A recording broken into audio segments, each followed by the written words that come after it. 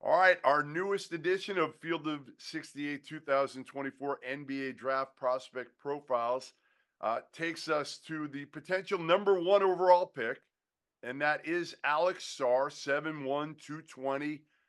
Born in France, played for the Real Madrid youth team, came over, played at Overtime Elite for a couple of years, and this past season went to Australia and played for the Perth Wildcats, where he was coached by John Riley, who we have here now to break down his game, to give us some insight on Alex Sarr and kind of what he's all about. And John, we've known each other. You coached over here in the States. You were with Leon Rice at Boise State. You were with Joe Pasternak at Santa Barbara. You went to Perth this past season and had the opportunity to coach potentially the number one overall pick in this draft. I want to know more about Alex Sarr. And can we start? Let's start with his strengths. Let's start with the things that really stick out and NBA teams really like about Alex Sarr.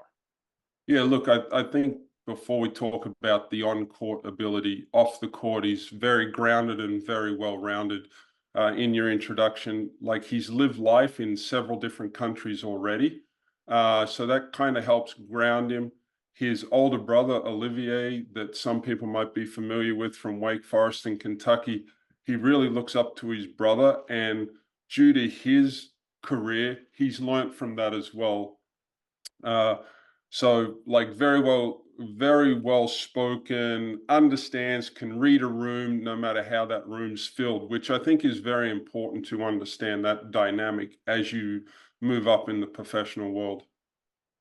All right, so adjusted, like you said, he's bounced around a little bit, which probably will serve him well going into the NBA and adjust to life in the professional ranks.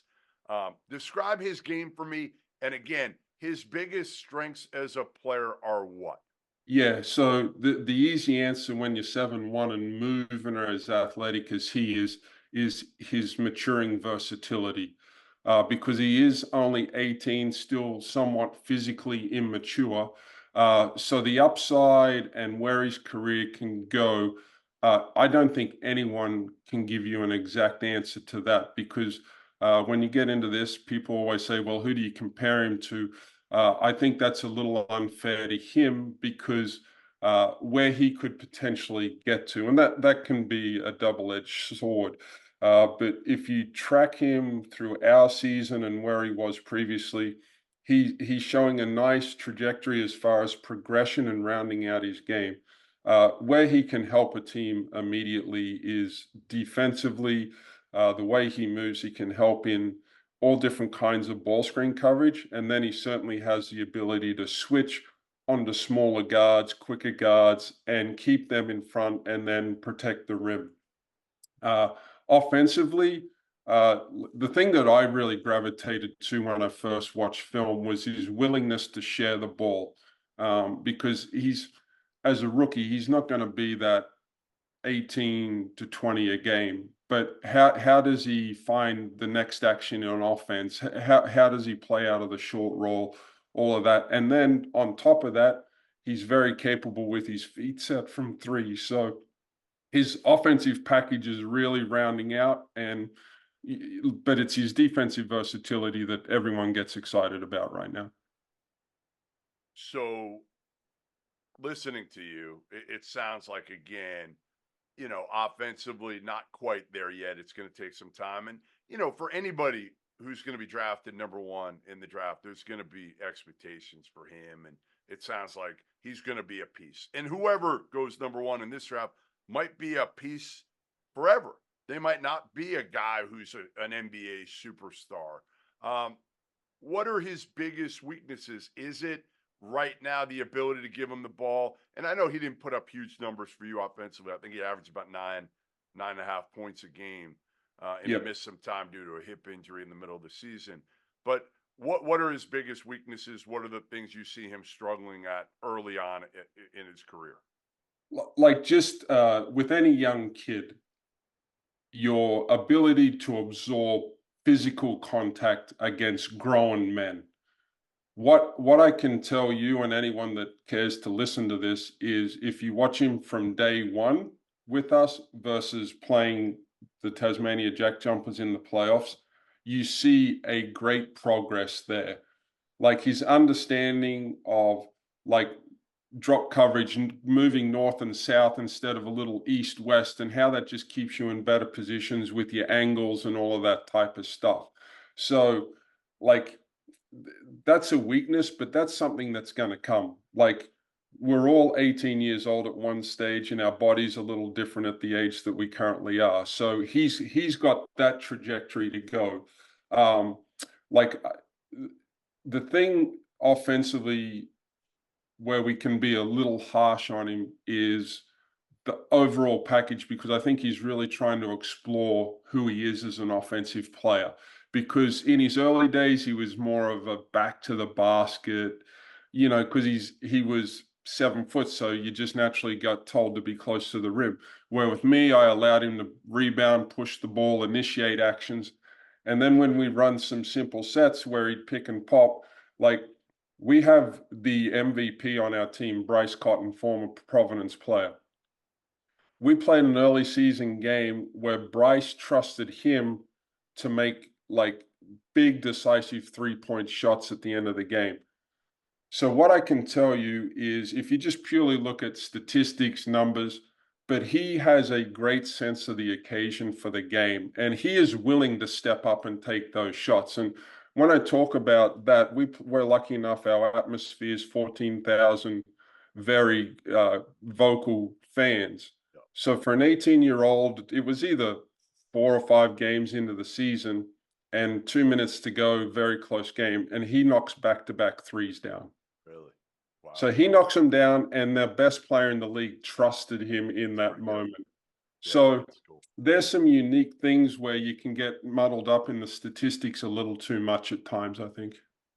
So 7'1", 220, and eventually you think he can be a versatile offensive big, it sounds like, who maybe Like absolutely, like, you know, NBA basketball, playing out of the short roll, like his natural feel for the game is being a distributor, but his scoring out of the short roll in different ways will only progress as he gets stronger and his athleticism improves. But then he can pick and pop, put the ball on the floor. So where that gets to, he's really going to dictate a lot of that. Yeah. And I mean, he 7'4.5" wingspan, right? Like a 9', Yep. 2.5" standing reach. So, 7'1", he's long. We know that. It Yep. sounds like, he's athletic, he's fluid, he's versatile, he's skilled. Like he's got some of all of that, doesn't he?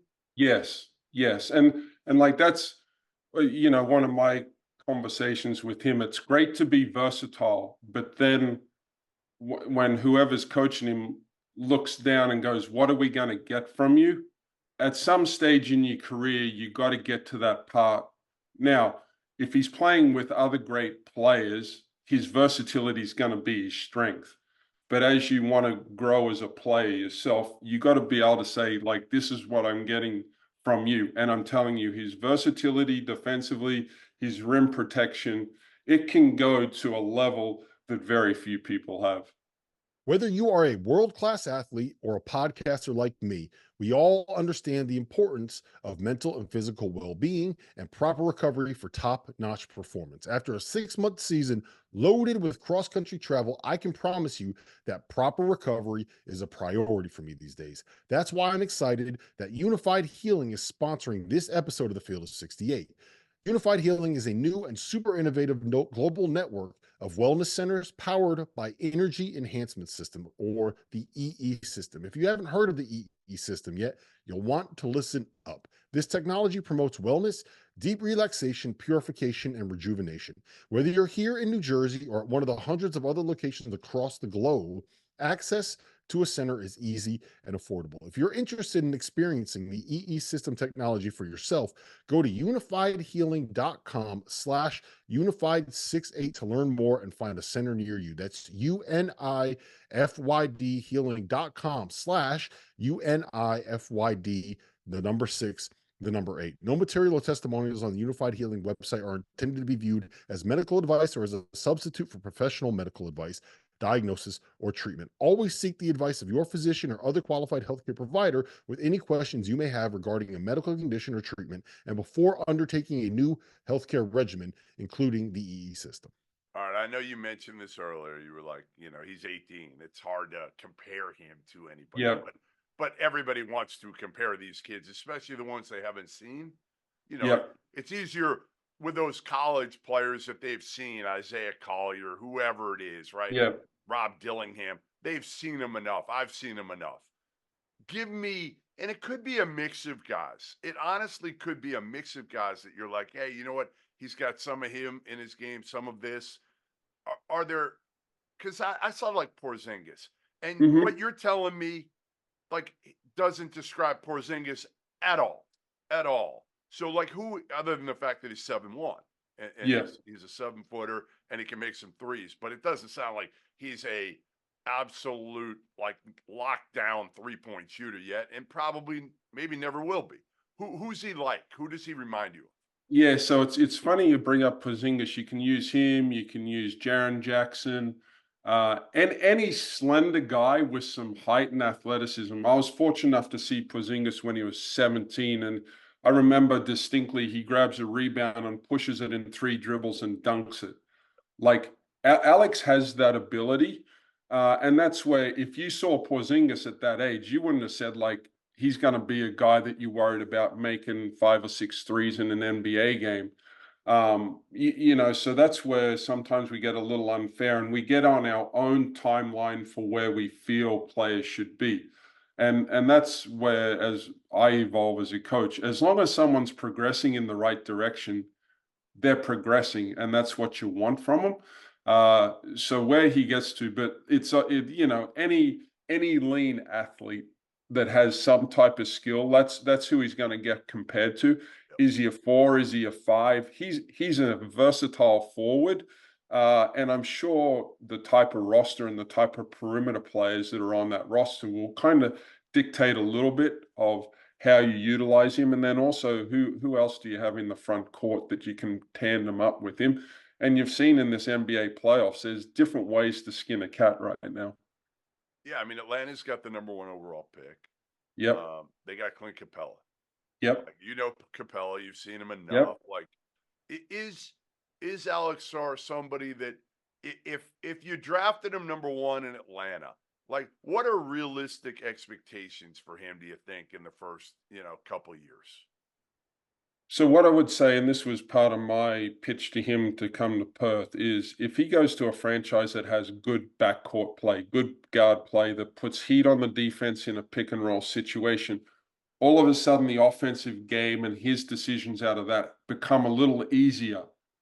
Whereas if he's playing with someone that can't put that heat on the defense, attract 5 sets of eyes, then his decision making, his window's a little tighter, and then his maturity or inexperience will show. But we had very good guards on our roster, and he had a lot of space to play in.